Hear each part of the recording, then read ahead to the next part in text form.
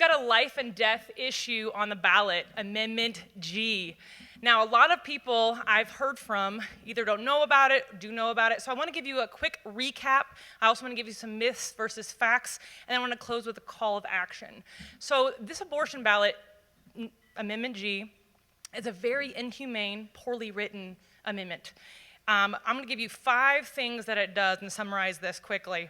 First of all, it removes health and safety protections for women. So what this means is everything on our state law right now would be currently trumped by this Amendment G, which would be in the Constitution. So what that means is if a woman goes in a center, or let's say Planned Parenthood, you no longer get to have informed consent. You no longer get to know what is happening. You don't have wait times. You don't have parental rights, and so forth. So it's very dangerous. Number 2, it strips parental rights, like I said. So everything on the books right now, like I said, will be overridden, which means as a parent, you no longer get to support your daughter who's a minor seeking an abortion or who's being forced or coerced by a predator. So that is really, it's threatening to young women, and it's endangering for parental rights. Number 3, it allows abortion through all 9 months for nearly any reason. Now, a lot of people are saying, well, that doesn't ever happen. Kamala said it the other day. That never happens. It happens quite often, especially in states who've already passed measures like this. And let me give you an example. For over 50,000 children aborted after 15 weeks have these procedures. That's 50,000 children. That's a lot of children. We would be no exception if this passes. Number 4, this removes all conscious protections for doctors or nurses. So you no longer have no right to say, no, sorry, I don't consciously agree with abortion. I would not like to have that, do that procedure. Well, no longer, you don't have any right to say no. Number 5, this leads to taxpayer-funded abortions. Once it's in the state constitution, you bet the government needs to pay for those under different government programs. So that's not something we want, and a majority of Americans and South Dakotans agree. Now, I want to kind of remind you guys really quickly, a baby at 6 weeks has a heartbeat. 6 weeks. 12 to 15 weeks, it has a smile, it can suck its thumb, and it can feel pain. I remember feeling Asher at 15 weeks, feeling like actual bump. He was kicking me already. That is so young, and yet this is a constitutional amendment. They want to say you can get rid of your baby. I also want to remind you that 21 weeks, a baby is viable, which means it can survive outside the womb. And yet, if this becomes law, we get to abort them, and that's not something that we want. Now, I want to say 4 things that the abortion lobby has often said over this whole campaign. It said, well, number 1, this is the will of the people. Well, it's not, and this is why. First of all, we have to have 35,000 signatures to get something on the ballot for people to vote for in November. Now, they got over that, and we're not arguing that those aren't validated signatures, but what we are arguing is they broke election law by not passing out circulator handouts, which explains what you're signing. Number 2, they lied and coerced, used bait and switch tactics to get people to vote on, or not vote, but to write their names down to get this on the ballot to vote for. That's against election law. And they also said to a lot of different people, oh, this is a pro-life amendment.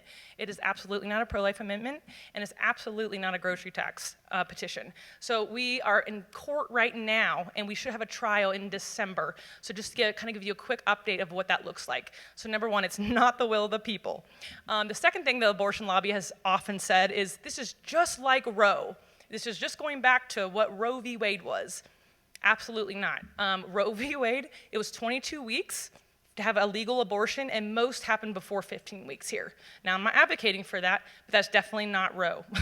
This is abortion through all 9 months. And we're seeing those in states like California, Michigan, Colorado, Virginia, and New Mexico, and a few more. That's a lot of states aborting babies past 21 weeks. So that's not the case. And they often say, well, this is reproductive rights. Let's reestablish reproductive rights. Well, that's like saying slavery is a human resources. That's not at all what we're doing here. We're leaving women badgered. We're leaving women bleeding to death in their dorm rooms, these abortion pills, when there's no safety or regulations or protections for women, that's what we're going to see a lot more of. And people die from these abortion pills. We've seen women in Georgia and all around the United States dying from these deathly pills. So this is not just going to hurt children, this is going to hurt women directly. Now, I want to talk really fast about the whole fact that some of you might even have had abortion. I've talked to many women who have had abortions. I actually had a man come up to me the other night after an event I spoke at, and he said, Caroline, my wife that I've married to for over 50 years had an abortion. She struggles every single day with it, with guilt, with shame, with remorse, and she can't stop thinking about it. It's impacted every single one of our relationships, including our marriage. He said, how can she get help? And that's where I wanted to show just some love for the women who have had abortions and maybe didn't know or maybe did know. But the Lord is so forgiving and so kind, and we have so many awesome resources in our state, and I'm proud that we're a pro-life state. I'm proud that people have rallied around women and children and have helped these families. So I'm just gonna lift off a few pregnancy center resources that can help you with counseling, get diapers, all the works, and I encourage you to get involved and donate as well. We've got the Black Hills Pregnancy Center right here in Rapid City. We've also got Bella Pregnancy Resource Center in Spearfish. We've got Alpha Center in Sioux Falls. We've got a vast amount of amazing resources in churches and counseling services. So women should feel loved, they should feel cared for, and there's a power of forgiveness and healing. So I don't want that message to be lost when we're fighting for children and women and their protection. But let me just leave you with this. We've got in the back, not the back, I should say, the side, but as you're leaving today, there's a lot of Say No on G amendment, shirts and door hangers and pamphlets and even baby onesies for your babies.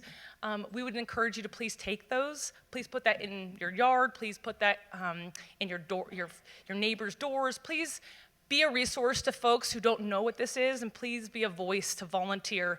And as I close, I want to thank the churches and the pastors for being so courageous and standing up, because oftentimes we hear, well, these are political issues. We can't talk about this at church.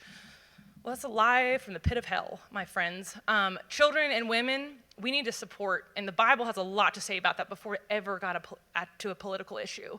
So no, it's not a political issue. It's become one. It's certainly not formed from one. The Lord has a lot to say in the Bible about protecting children and women.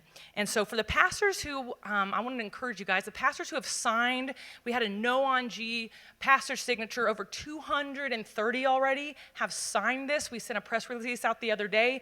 I want to just ask the pastors who have signed it or who will sign it. We have 230 and counting. Please stand up for us just to show your support. And thank you for being such bold, courageous men of God and women of God.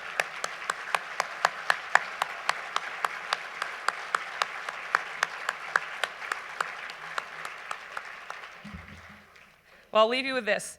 We are called to be bold. We're called to be courageous. We're called to protect the most vulnerable. And I just want to encourage you guys, as Christians, we are called to vote. We're called to show up. We have a moral duty and a moral obligation to share this message with others so that you don't leave other women in pain and children in harm. Thank you so much. Vote No on G, and go to Life Defense Fund if you have any more questions, or come talk to me. Thanks so much.